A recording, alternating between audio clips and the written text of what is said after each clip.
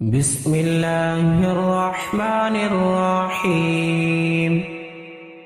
الحمد لله الذي أنزل على عبده الكتاب ولم يجعل له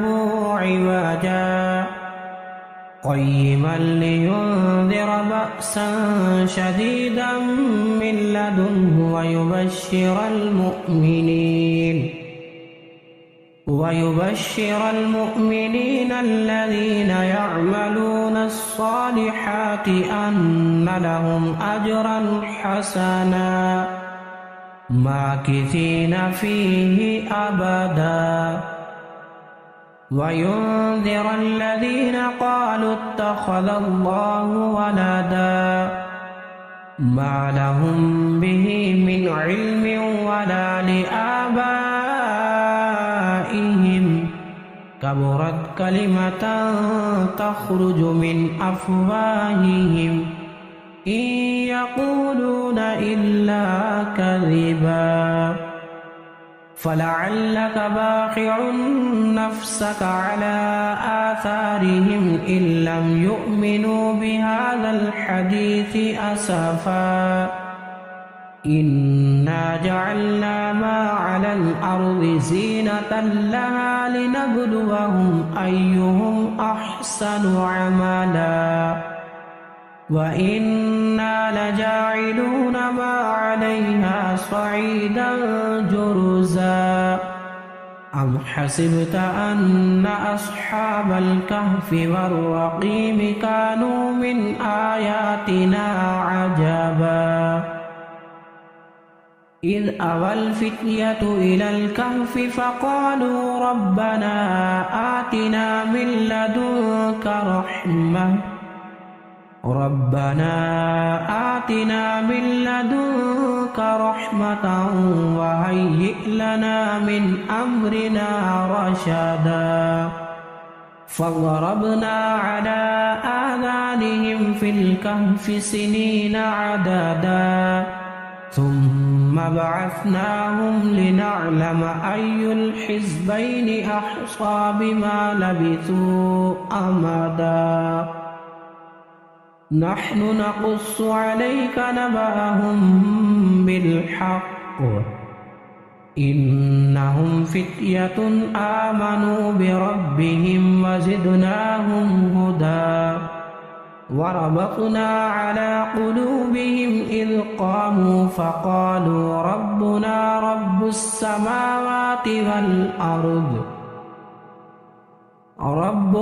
رب السماوات والأرض لن ندعو من دونه إلها لقد قلنا إذا شططا هؤلاء قومنا اتخذوا من دونه آلهة لولا يأتون عليهم بسلطان بين فمن أظلم ممن افترى على الله كذبا وإذ اعتزلتموهم وما يعبدون إلا الله فأووا إلى الكهف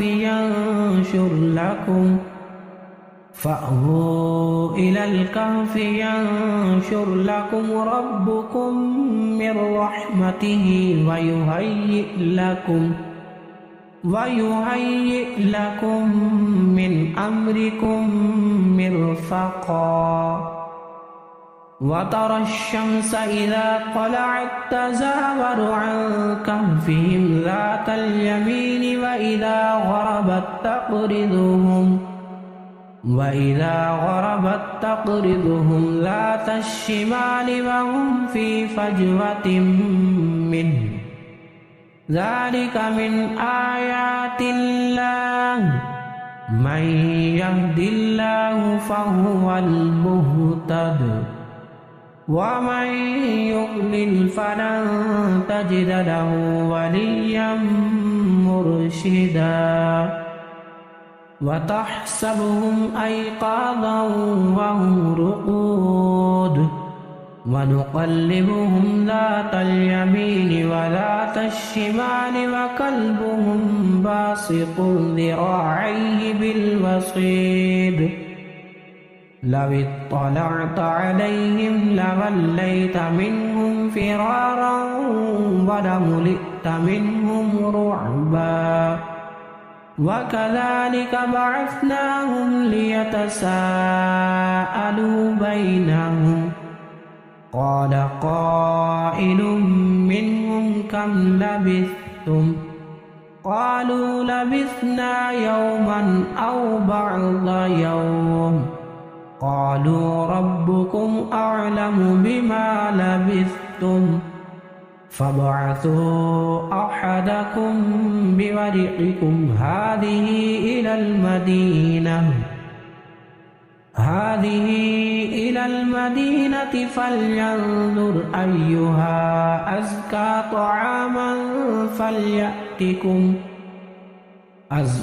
طعاما فليأتكم برزق منه وليتلطف ولا يشعرن بكم أحدا إنهم إن يظهروا عليكم يرجموكم أو يعيدوكم في ملتهم ولن تفلحوا إذا أبدا وكذلك أعثرنا عليهم ليعلموا أن وعد الله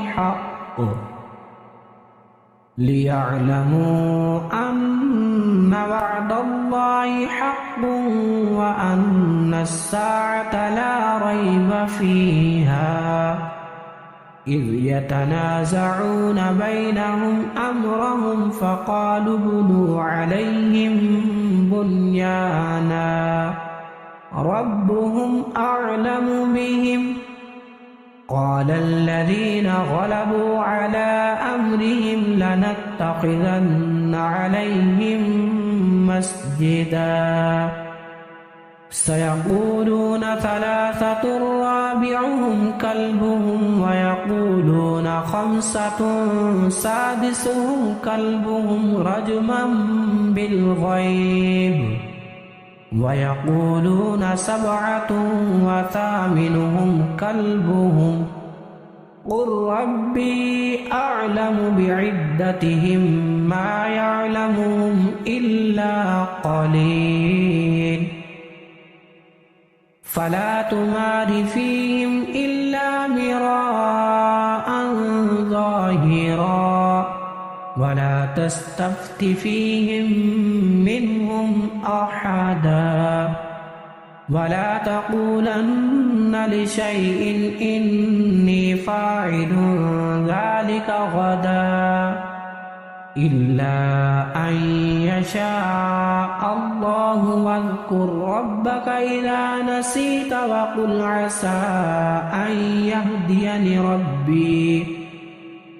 وقل عسى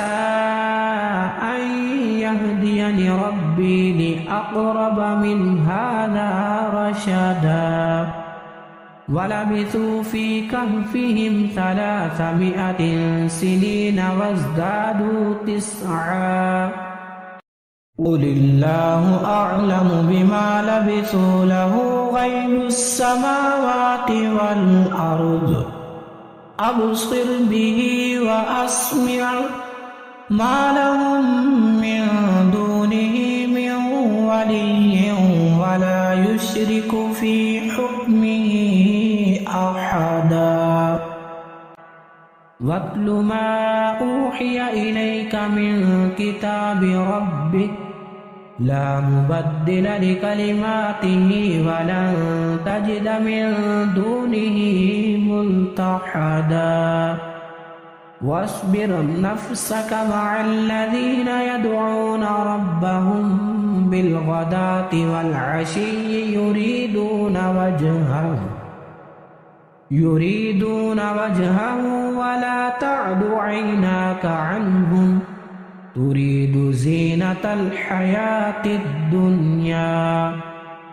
ولا تطع من أغفلنا قلبه عن ذكرنا واتبع هواه وكان أمره فرطا وقل الحق من ربكم فمن شاء فليؤمن ومن شاء فليكفر إنا أعتدنا للظالمين نارا أحاط بهم سرادقها وإن يستغيثوا يغاثوا بماء كالمهل يشفي الوجوه بئس الشراب وساءت مرتفقا إن الذين آمنوا وعملوا الصالحات إنا لا نضيع أجر من أحسن عملا أولئك لهم جنات عدن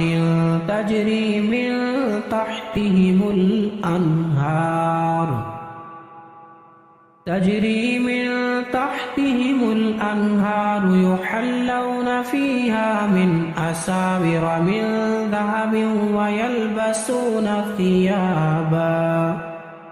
ويلبسون ثيابا خضرا من سندس واستبرق متكئين فيها على الأرائك نعم الثواب وحسنت مرتفقا واضرب لهم مثلا الرجلين جعلنا لأحدهما جنتين من أعناب وحففناهما بنخل وجعلنا بينهما زرعا كلتا الجنتين آتت أكلها ولم تظلم منه شيئا وفجرنا خلالهما نهرا وكان له ثمر فقال لصاحبه وهو يحاوره أنا أكثر منك مالا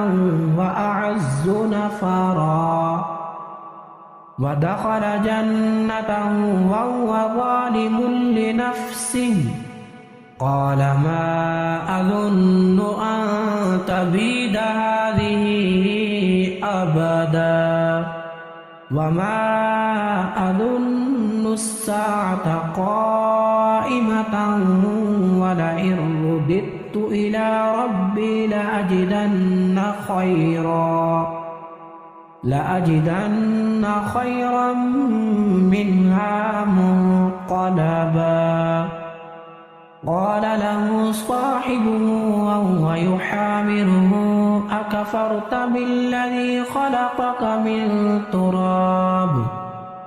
أكفرت بالذي خلقك من تراب ثم من نطفة ثم سواك رجلا لكن هو الله ربي ولا أشرك بربي أحدا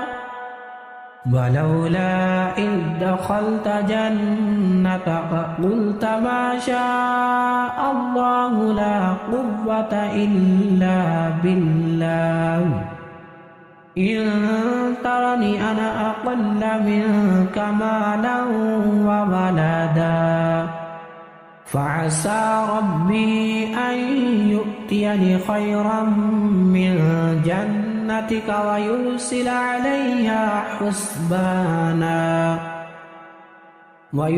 عليها حسبانا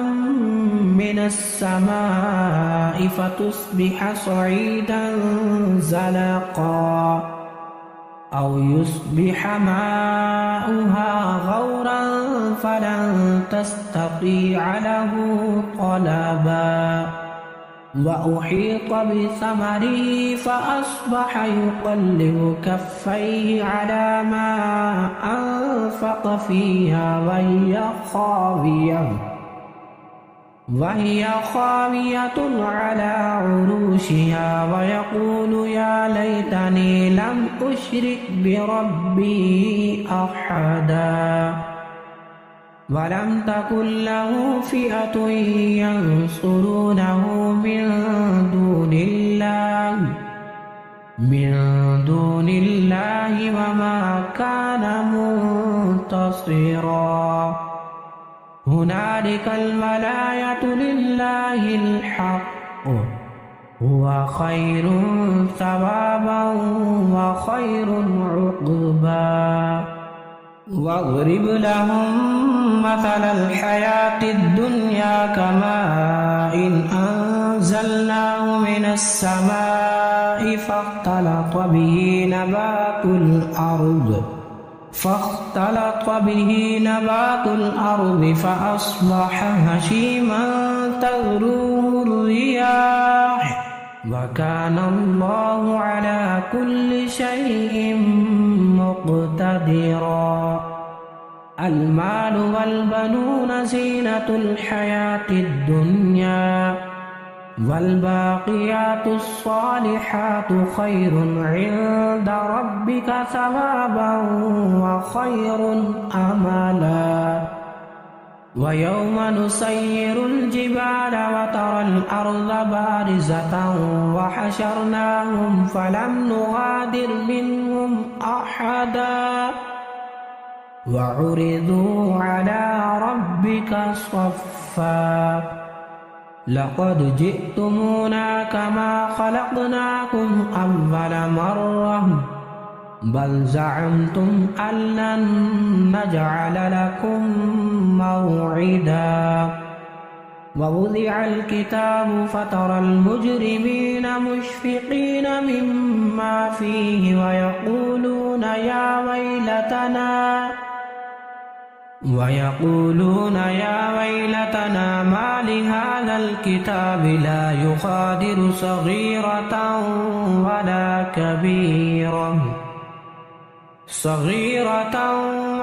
كبيرة إلا أحصاها ووجدوا ما عملوا حاضرا ولا يظلم ربك أحدا وإذ قلنا للملائكة اسجدوا لآدم فسجدوا إلا إبليس كان من الجن ففسق عن أمر ربه أفتتخذونه وذريته أولياء من دوني وهم لكم عدو بئس للظالمين بدلا ما أشهدتم خلق السماوات والأرض ولا خلق أنفسهم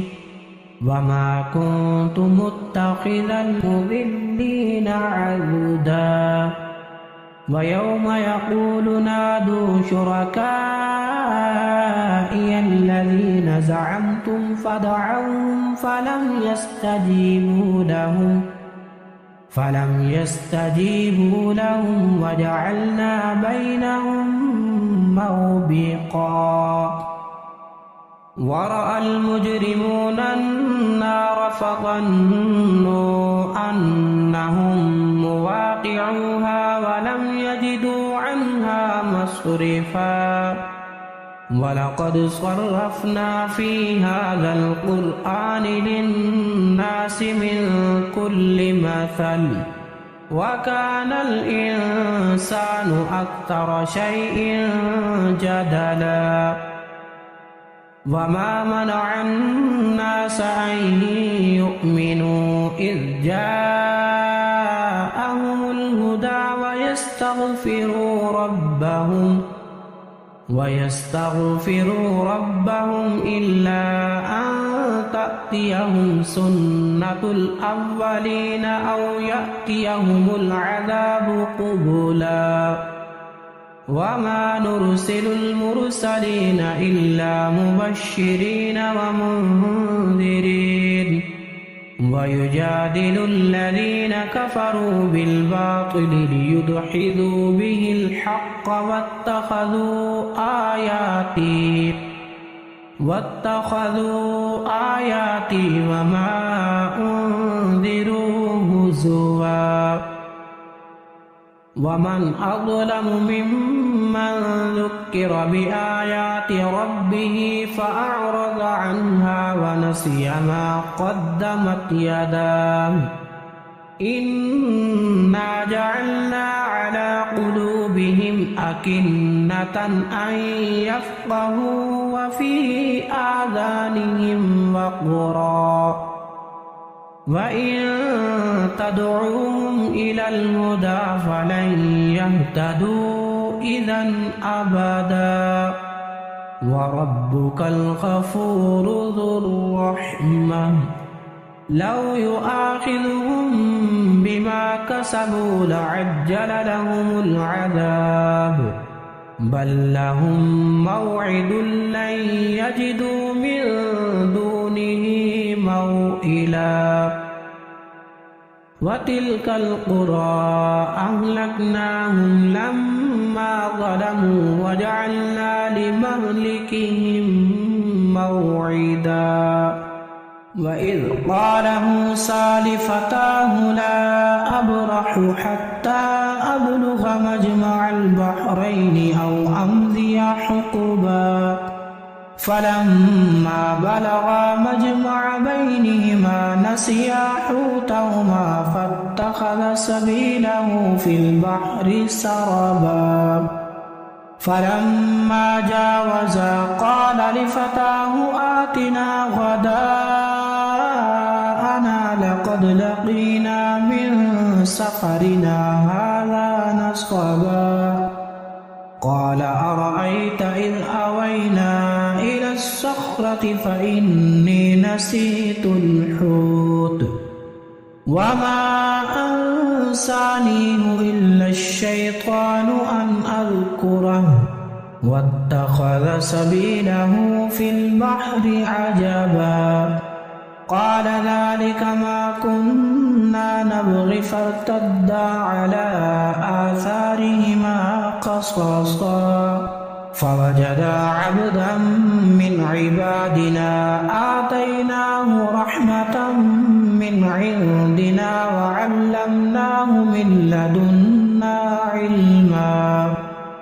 قال له موسى هل أتبعك على أن تعلمني مما علمت رشدا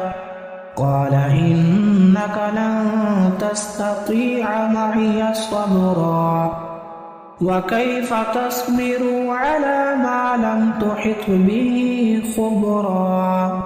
قال ستجدني إن شاء الله صابرا ولا أعصي لك أمرا قال فإن اتبعتني فلا تسألني عن شيء حتى أحدث لك منه ذكرا فانطلقا حتى إذا ركبا في السفينة خرقها قال أخرقتها لتغرق أهلها لقد جئت شيئا إمرا قال ألم أقل إنك لن تستطيع معي صبرا قال لا تؤاخذني بما نسيت ولا ترهقني من أمري عسرا فانطلقا حتى إذا لقيا غلاما فقتله قال أقتلت نفسا زكية بغير نفس لقد جئت شيئا نكرا قال ألم أقل لك إنك لن تستطيع معي صبرا قال إن سألتك عن شيء بعدها فلا تصاحبني قد بلغت من لدني عذرا فانطلقا حتى إذا أتيا أهل قرية استطعما أهلها فأبوا أن يضيفوهما فوجدا فيها جدارا يريد أن ينقض فأقامه قال لو شئت لاتخذت عليه أجرا قال هذا فراق بيني وبينك سأنبئك بتأويل ما لم تستطع عليه صبرا أما السفينة فكانت لمساكين يعملون في البحر فأردت أن أعيبها وكان وراءهم ملك يأخذ كل سفينة غصبا وأما الغلام فكان أبواه مؤمنين فخشينا أن يرهقهما طغيانا وكفرا فأردنا أن يبدلهما ربهما خيرا منه زكاة وأقرب رحما وأما الجدار فكان لغلامين يتيمين في المدينة وكان تحته كنز لهما وكان أبوهما صالحا فأراد ربك أن يبلغا أشدهما ويستخرجا كنزهما رحمة من ربك وما فعلته عن أمري ذلك تأويل ما لم تستطع عليه صبرا ويسألونك عن ذي القرنين قل سأتلو عليكم منه ذكرا إنا مكنا له في الأرض وآتيناه من كل شيء سببا فأتبع سببا حتى إذا بلغ مغرب الشمس وجدها تغرب في عين حمئة ووجد عندها قوما قلنا يا ذا القرنين إما أن تعذب وإما أن تتخذ فيهم حسنا قال أما من ظلم فسوف نعذبه ثم يرد إلى ربه فيعذبه عذابا نكرا وأما من آمن وعمل صالحا فله جزاء الحسنى وسنقول له من أمرنا يسرا ثم أتبع سببا حتى إذا بلغ مطلع الشمس وجدها تطلع على قوم لم نجعل لهم من دونها سترا كذلك وقد أحطنا بما لديه خبرا ثم أتبع سببا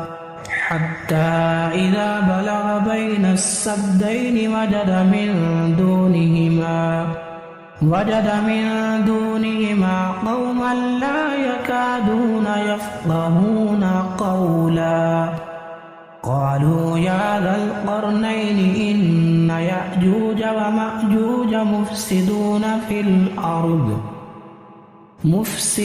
في الأرض فهل نجعل لك خرجا على أن تجعل بيننا وبينهم سدا قال ما مكني فيه ربي خير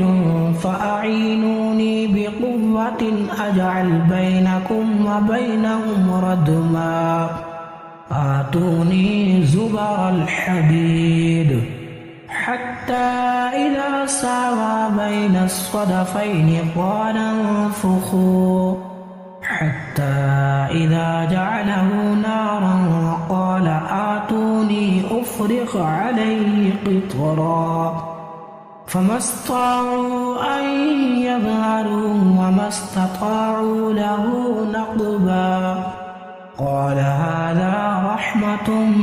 من ربي فإذا جاء دكا وكان وعد ربي حقا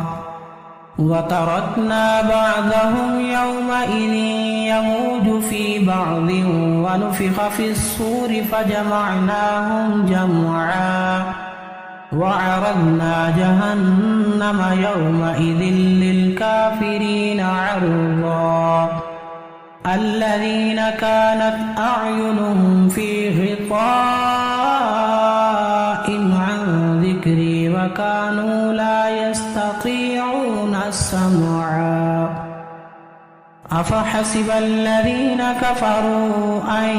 يتخذوا عبادي من دوني أولياء إنا أعتدنا جهنم للكافرين نزلا قل هل ننبئكم بالأخسرين أعمالا الذين ضل سعيهم في الحياة الدنيا وهم يحسبون أنهم يحسنون صنعا أولئك الذين كفروا بآيات ربهم ولقائه فحبطت أعمالهم فلا نقيم لهم يوم القيامة وزنا ذلك جزاؤهم جهنم بما كفروا واتخذوا آياتي ورسلي هزوا إن الذين آمنوا وعملوا الصالحات كانت لهم جنات الفردوس نزلا خالدين فيها لا يبغون عنها حولا قل لو كان البحر مدادا لكلمات ربي لنفذ البحر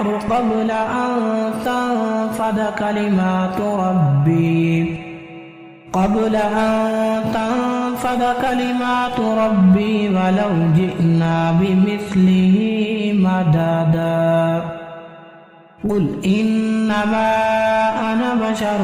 مثلكم يوحى إلي أنما إلهكم إله واحد فمن كان يرجو لقاء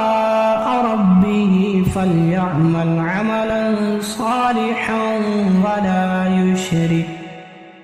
عملا صالحا ولا يشرك بعبادة ربه